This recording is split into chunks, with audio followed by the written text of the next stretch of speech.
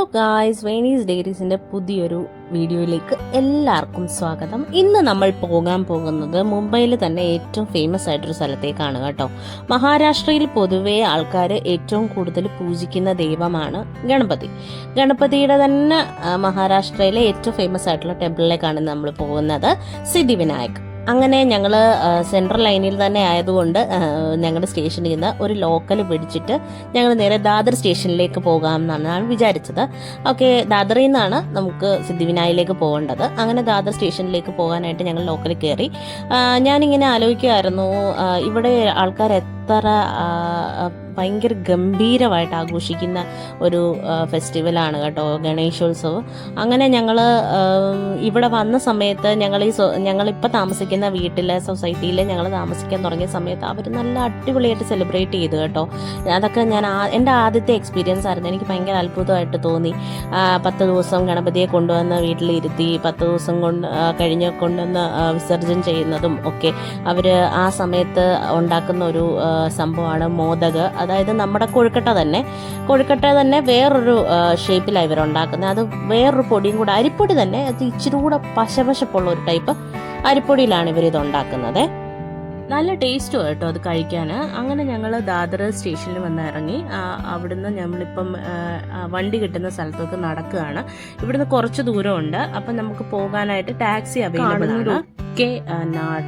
Taxi കിട്ടുന്ന അവിടെയൊക്കെ നടക്കുന്ന ഒരു നാരോ സ്പേസ് ആണ് കേട്ടോ.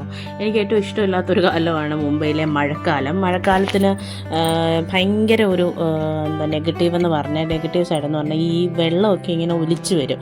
അതിൻ്റെ കൊടുത്ത് വേസ്റ്റും ഒക്കെ കാണും. പക്ഷെ ഞാനും ഒക്കെ ആലോചിക്കേണ്ട ഒരു കാര്യം എന്താണെന്ന് വെച്ചാൽ, ഇവിടെ ഇരുന്നാണ് ഈ കാണുന്നവരൊക്കെ കച്ചവടം ചെയ്യുന്നത്. അപ്പോൾ ഞാൻ ആലോചിക്കും, ഞാൻ അങ്ങനെ ഇങ്ങനെയൊക്കെ ആലോചിച്ചിട്ട് അവർ ഇവിടെ ഇരുന്നാ ചെയ്യുന്നത്. അവർക്കിതൊന്നും ഒരു പ്രശ്നമല്ല. അവരുടെ ജീവിത സാഹചര്യങ്ങൾ അവരെ ഇങ്ങനെ ഇവിടെ ഇരുത്തിയാണ് ജോലി ചെയ്യിപ്പിക്കുന്നത്. ഇതൊരു ഓവർ ബ്രിഡ്ജിൻ്റെ താഴെയുള്ളൊരു സ്പേസാണ് കേട്ടോ.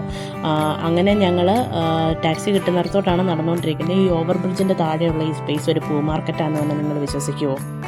കാണിച്ചു തരാം. അങ്ങനെ ഞങ്ങൾ ടാക്സി കിട്ടുന്നിടത്ത് പോയി ക്യൂ നിന്നു. ഭയങ്കര വെയിലായിരുന്നു കേട്ടോ. കുറേ നേരം ഇവിടെ പോസ്റ്റ് അടിച്ച് നിൽക്കേണ്ടി വന്നു. അത് കഴിഞ്ഞ് കാലിപ്പീലി വന്നു. കാലിപ്പീലി എന്ന് പറഞ്ഞാൽ നമ്മൾ പണ്ടത്തെ സിനിമകളിലൊക്കെ കാണത്തില്ലേ, മുംബൈയിലെ ടാക്സികൾ, കറുത്തതും മഞ്ഞയായിട്ടുള്ള ടാക്സികൾ, അങ്ങനത്തെ ടാക്സിയിൽ വേണം അങ്ങോട്ട് പോകാൻ. ഇവരിങ്ങനെ സർവീസ് നടത്തുക. 10 രൂപ ടാക്സി ഉണ്ടെന്ന് തോന്നുന്നു. ഇവരിങ്ങനെ വട്ടം ചുറ്റി ഇങ്ങനെ സർവീസ് നടത്തുക. അതുകൊണ്ട് പ്രാവുകൾ കണ്ടു. മുംബൈയുടെ മെയിൻ അട്രാക്ഷൻസ് ആണ് പ്രാവുകൾ കേട്ടോ. എനിക്കിവിടെ വേറെ ഇഷ്ടമുള്ളൊരു കാര്യം എന്താണെന്ന് വെച്ച് കഴിഞ്ഞാൽ, ഇവിടെ ഒത്തിരി തണൽ മരങ്ങളുണ്ട് ഫുട്പാത്തിൽ. എനിക്കത് ഭയങ്കര ഇഷ്ടമാണ് കേട്ടോ. കഴിഞ്ഞ പ്രാവശ്യം ഞങ്ങൾ വന്നപ്പോൾ ശരിക്കും ഞാനും അനീഷും കൂടെ ആസ്വദിച്ച് നടന്നു വന്നായിരുന്നു. നല്ല സുഖമാണ് നടക്കാനും. അങ്ങനെ ഞങ്ങൾ വേറെ സ്ഥലത്തൊക്കെ പോകേണ്ടതുകൊണ്ടാണ് കേട്ടോ. ഇതാണ് ഗോപുരം. അങ്ങനെ ഞങ്ങൾ അകത്തേക്ക് വന്നു കഴിഞ്ഞപ്പോൾ ഇങ്ങനെ ഈ കറുകയും ചെമ്പരത്തിയും കൂടെ കെട്ടിയ ഇങ്ങനെ ഒരു ടൈപ്പ് ഒരു ബൊക്കെ പോലെ, കുഞ്ഞൊരു ബൊക്കെ പോലെ ഇരിക്കും. അങ്ങനെ ആ സാധനമൊക്കെ കൊണ്ടുവന്ന് വിൽക്കാൻ വെച്ചിട്ടുണ്ട്. ആൾക്കാരിങ്ങനെ നമ്മളോട് ചോദിക്കും. അപ്പോൾ നമ്മൾ വേണമെങ്കിൽ മേടിക്കാം, ഇല്ലെങ്കിൽ വേണ്ട. അങ്ങനെ ഞങ്ങൾ സെക്യൂരിറ്റി ചെക്കൊക്കെ ഉണ്ട് കേട്ടോ. ഇവിടെ ബാഗൊക്കെ സ്കാൻ ചെയ്ത് ഞാൻ വെളിയിൽ ഇറങ്ങി. അനീഷിന് ജെൻസിൻ്റെ ക്യൂവിൽ ഇത്തിരി തിരക്കുണ്ടായിരുന്നു. അപ്പോൾ അനീഷ് പതുക്കെ ഇറങ്ങി വന്നത്. അങ്ങനെ അനീഷ് ഇറങ്ങി വന്നപ്പോൾ ഞങ്ങൾ കയ്യും മുഖമൊക്കെ കഴുകുന്നിടത്തേക്ക് ചെന്നു.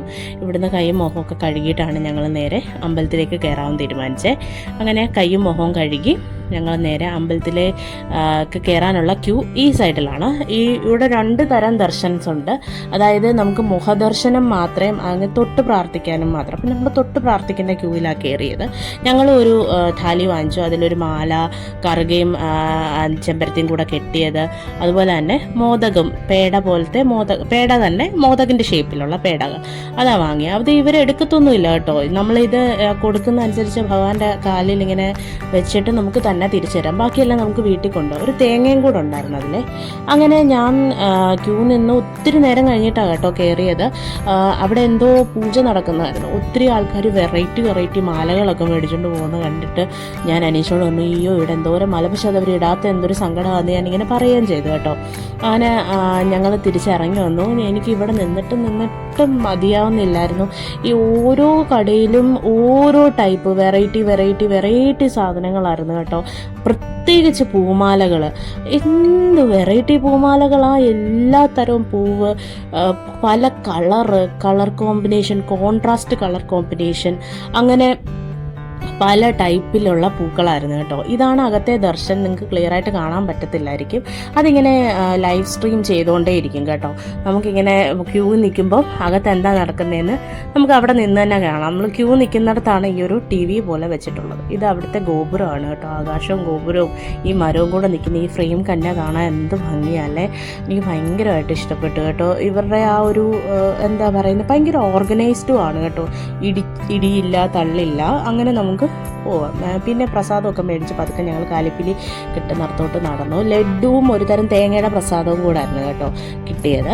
അങ്ങനെ ഞങ്ങൾ ഈ ടാക്സി കയറാൻ വന്നു. ഈ ടാക്സിയിൽ ആളായതുകൊണ്ട് ഞങ്ങൾ അടുത്ത ടാക്സിക്ക് വേണ്ടി വെയിറ്റ് ചെയ്തു.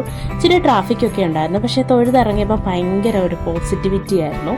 എനിക്ക് ഭയങ്കരമായിട്ട് ഇഷ്ടപ്പെട്ടു. എനിക്കിങ്ങനെ അമ്പലത്തിലൊക്കെ പോയിട്ട് വരുമ്പോൾ തിരിച്ച് ഇറങ്ങി വരുമ്പോൾ ഉള്ളൊരു ഫീൽ ഉണ്ടല്ലോ, അത് ഭയങ്കര അതായിട്ട് എൻജോയ് ചെയ്യുന്ന ഒരാളായിട്ടോ ഞാൻ പറഞ്ഞ ഓവർ ബ്രിഡ്ജിൻ്റെ താഴത്തെ പൂ മാർക്കറ്റാണിത്. നിങ്ങൾ വിശ്വസിക്കുമോ? നല്ല രസമില്ലേ കാണാൻ? ഈ സിനിമയ്ക്കൊക്കെ സെറ്റ് ഇട്ടതുപോലെ വന്ന് ചാടാൻ തോന്നും. ഈ കെട്ടുന്നത് മുല്ലപ്പൂ അല്ലെന്ന് പറഞ്ഞാൽ നിങ്ങൾ വിശ്വസിക്കുമോ? ഇത് വേറൊരു ടൈപ്പ് പൂവാണ്. മുല്ലപ്പൂവിൻ്റെ തന്നെ ഇരട്ട സഹോദരനെ പോലെ ഇരിക്കും.